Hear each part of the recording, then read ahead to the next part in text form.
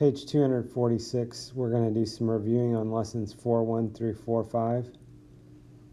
So we're going to be doing some things with equations and solutions, writing and solving addition, subtraction, multiplication, and division equations, and writing and solving equations with rational numbers. So lesson 4.1, we've got an equation here, and they're wanting us to tell which value of the variable, if any, is a solution of the equation.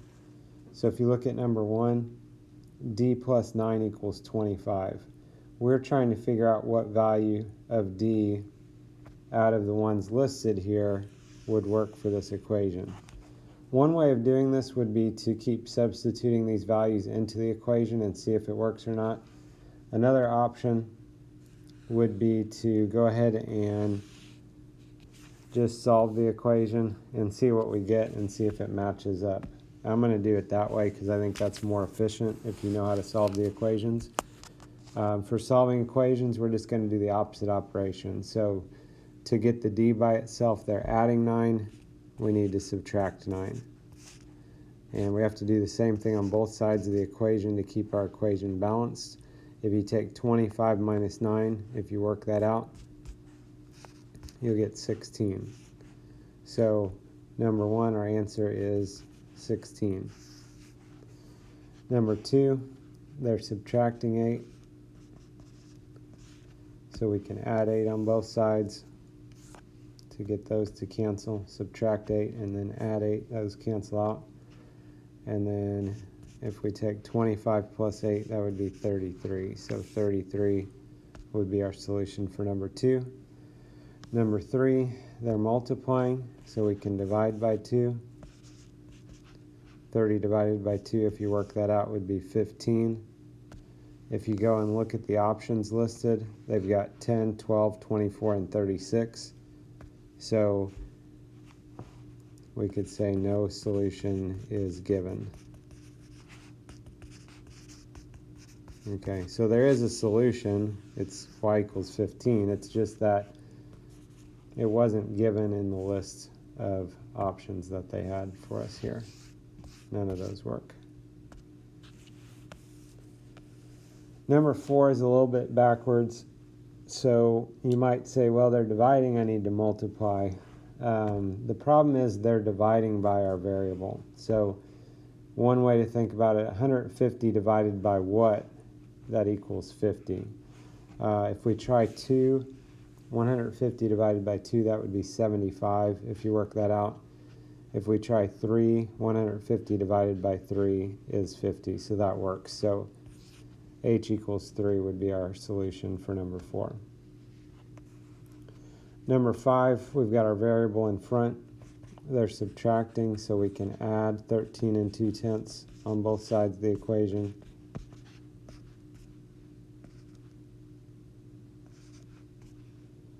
And that would be 42 and 1/10. And so again, no solution is given. They're close. They've got a 42 and 2/10, but we're not playing horseshoes here, so that's not close enough. Sections 3 and 4, we are actually solving these equations. They're not giving us a list of options, so we're just solving it and getting our answer. So we'll go ahead and look at number 1. And again, it's all about doing the opposite operation of what's with the variable. So number 1, over with the variable, they're multiplying by 8. So if we divide by 8 on both sides, 64 divided by 8 is 8. A good thing you can do on these problems if you have time is to substitute your answer back in the original equation and make sure it works. So 8 times 8, does that equal 64? It does. So we know we've got the right answer. Number 2, over with the variable, they're adding 2, which means we need to subtract 2 on both sides of the equation.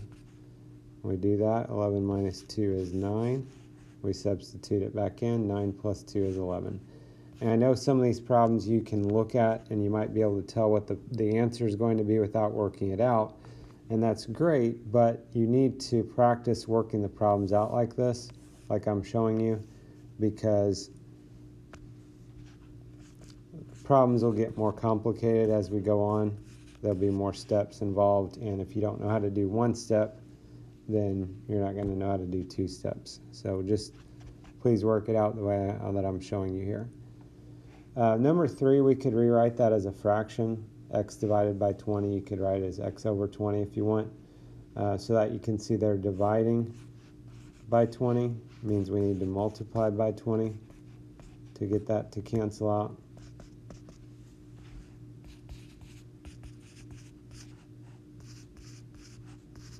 So if you multiply, you can do a row of zeros if you want, place value 0, and then add those together would be 2,400. So x equals 2,400. Number 4, over with the variable, they're subtracting 17. We can add 17 on both sides. And if you work that out, that would be x equals 30. I'm not going to work out all the problems. I will work out number 11 here in a minute, but I want to go ahead and just give answers for these other problems in case you want some more problems to practice. So number 5 would be 24. I'm just going to say the answers, even though you should say x equals or whatever. 6 is 17. 7 is 11. 8 is 686. 9 is 2. 10 is 5 2/10. And then 11, we're going to work that one out. On 11, it's a little different because the variable is already by itself. So it's really just a matter of dividing this out. 48 doesn't go into 2 or 24. So we're looking at 48 into 244. I know 6 times 4 is 24, so we could try 6, but I think that's going to be too much. I'm going to try 5. So 5 times is 240. And 48 goes into 48 one time. So x equals 51.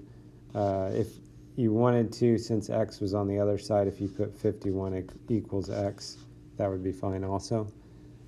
And mentioning that, if you go back to number 9, that was a little different just because the variable was on the right side of the equation. So if you divided by 13 and you said 2 equals x, that's fine. That's equivalent to saying that x equals 2.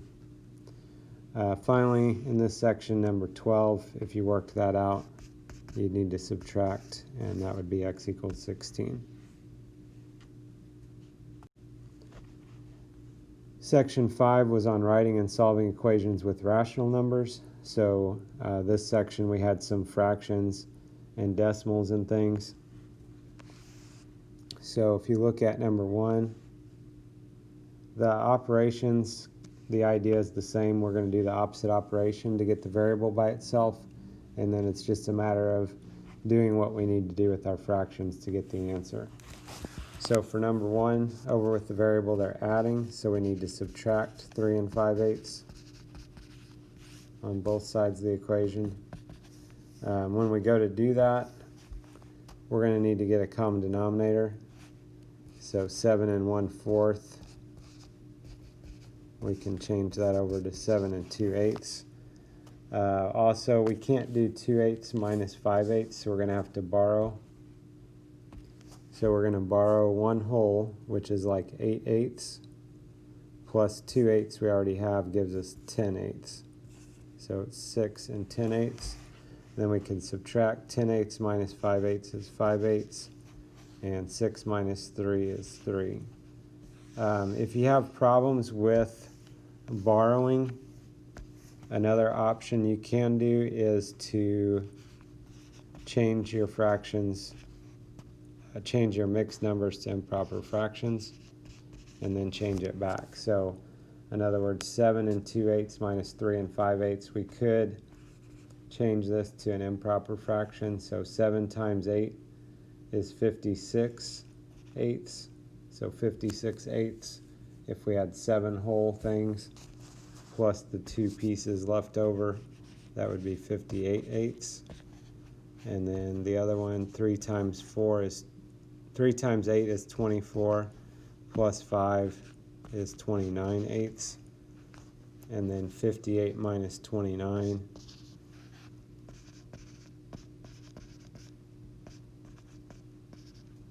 if you work that out, that should be 29/28. And then you just need to change that to a mixed number. So 29 divided by 8 is 3 and 5/8. And if you'll notice up here, that's what we got, 3 and 5/8. So to me, that's a little bit more work of doing that you need to do to work that out that way. But if that is easier for you, if you have a hard time with borrowing, then I would recommend that as another way of doing it.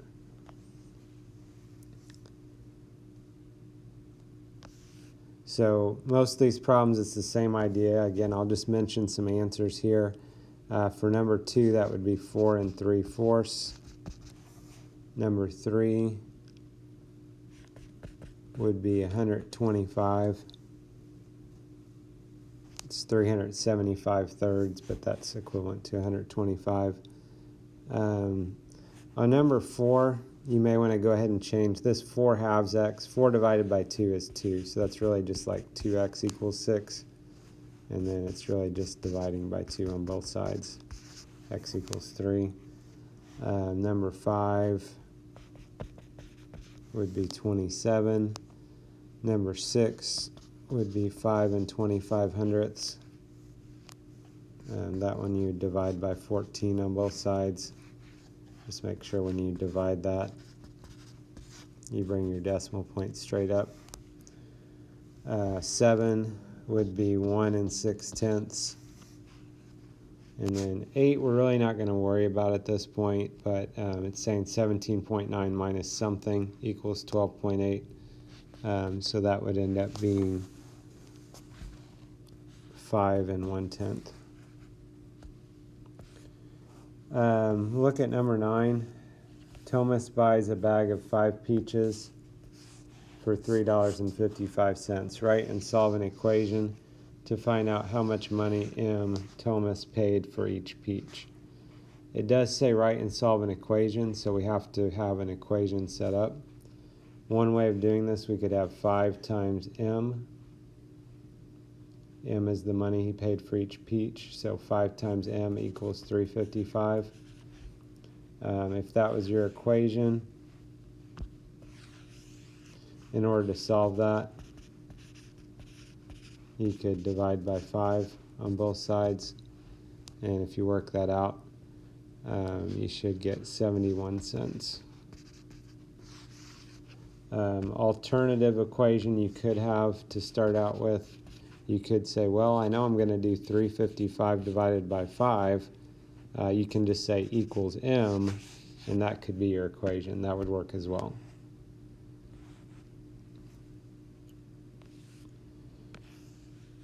Number 10, Chris has $1.54, spends 76 cents. Write and solve an equation to find out how much money Chris has left. Well, I'd probably just do $1.54 minus 76 cents equals M. You could also do 76 cents plus M equals $1.54, or M plus 76 cents equals $1.54.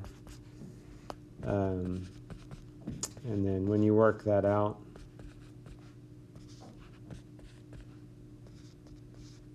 you should get 78 cents left.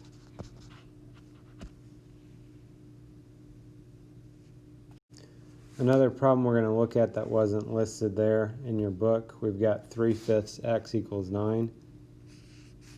So 3/5 x equals 9. One way of looking at this is it's 3/5 times x.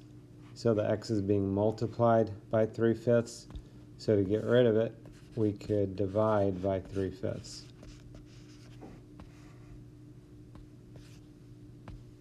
So 3/5 divided by 3/5 is 1, and 1x is just the same as x.